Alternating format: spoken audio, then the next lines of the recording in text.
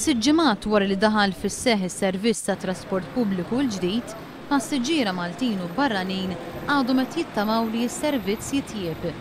Qatt ta' persuni kitbu fuq il-ġurnali biex jirrakkontaw l-esperjenza tagħhom.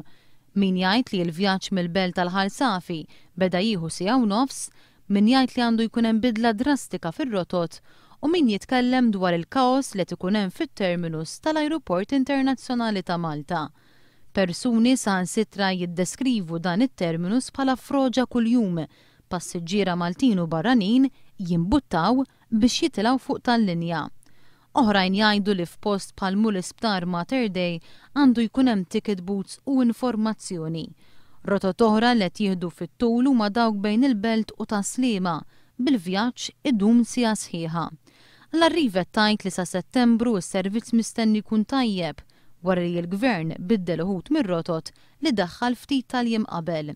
Ir-rotot faslu minn Transport Malta li politikament taqa' taħt Ostingat. Dawn ir-rotot faslu mingħajr konsultazzjoni ma' ħadd u kienu raġuni ewlenija li waslu għal dewmien esaġerat.